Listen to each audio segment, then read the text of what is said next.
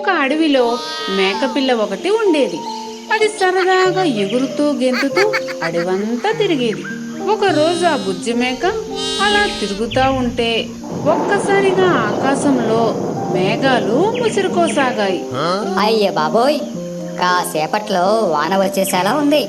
ఈ లోపల ఇంటికి చేరుకోవాలి, లేకపోతే వానలో తడిస్తే అమ్మ తిడుతుంది అనుకుని ఇంటి వైపునకు వేగంగా పరుగు తీసింది. నెమ్మదిగా ఆకాశం నుండి ఒక్కొక్క చినుకు నేలపై పడసాగింది. దాంతో ఆ మేకపిల్ల మరింత కంగారుగా పరిగెత్తసాగింది. ఆ మేకపిల్లను చూసిన ఒక కుందేలు, ఓ బుజ్జి మేకపిల్ల, చిన్న చిన్న చినుకులు మొదలయ్యాయి. పెద్ద వాన వచ్చేసేలా ఉంది. వెంటనే నా గుబురి పొదలోకి రా. హాయిగా కాసేపు కమ్మని కబుర్లు చెప్పుకుందాం. వాన తగ్గిపోయాక వెళ్ళిపోదు గాని అని పిలిచింది. ఆ మాటలకు ఆ మేకపిల్ల, నేను నీకంటే చాలా పెద్దదాన్ని. నీ చిన్న పొద నాకేం సరిపోతుంది?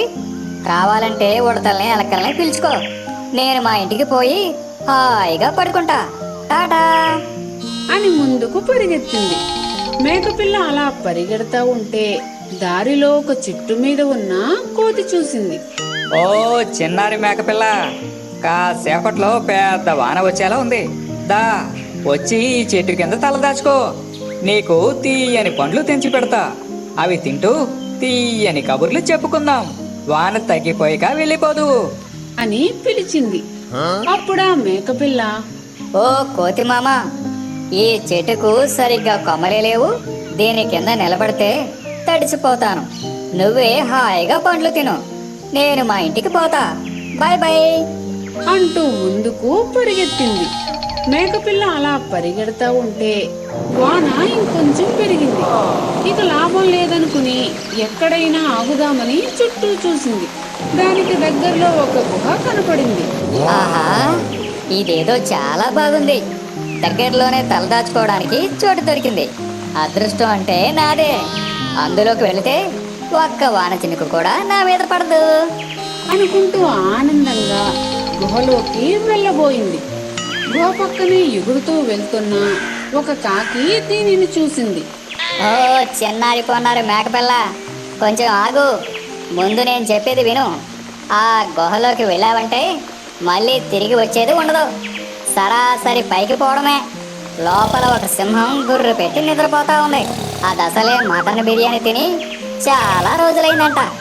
నిన్ను చూసిందనుకో ఎగిరి గంతేసి పండుగ చేసుకుంటది.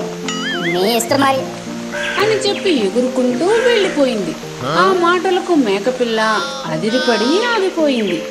అయ్యా బాబోయ్, కాకిమిత్రుడు చెప్పబట్టి నేను గుహలోకి వెళ్ళలేదు. లేకపోతే ఈ పాటికి నా ప్రాణాలు పోయేవి అనుకుందది. అంతలోనే వాన పెద్దగా కురవడం మొదలయ్యింది. అది తలదాచుకోవడానికి చుట్టూ ఒక చిన్న పొద గాని చెట్టు గాని కనపడలేదు. అయ్యో, నేను ఎంత తెలివి తక్కువ దాన్ని.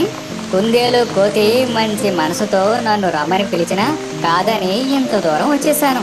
ఇప్పుడు ఈ వానలో తడవకుండా తప్పించుకోవడం ఎలా అని ఆలోచిస్తూ ఉండగానే గుహ లోపలి నుండి గట్టిగా సింహం అరుపు వినబడింది. అయ్యే బాబోయ్, ఇంకొక నిమిషం ఇక్కడే నిలబడితే దానికి ఆహారం కావడం ఖాయం అనుకుంటూ వెనక్కి తిరిగి చూడకుండా ఆ వానలోనే మొత్తం తడిసిపోతూ ఇంటి వైపు పరుగు తీసింది.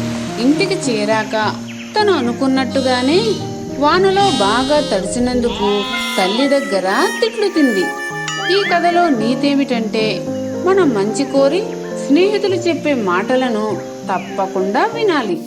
ఫ్రెండ్స్, ఈ వీడియో నచ్చినట్లయితే లైక్ చేయండి, షేర్ చేయండి. అలాగే మా ఛానల్ సబ్స్క్రైబ్ చేసుకుని మాకు సపోర్ట్ చేయండి.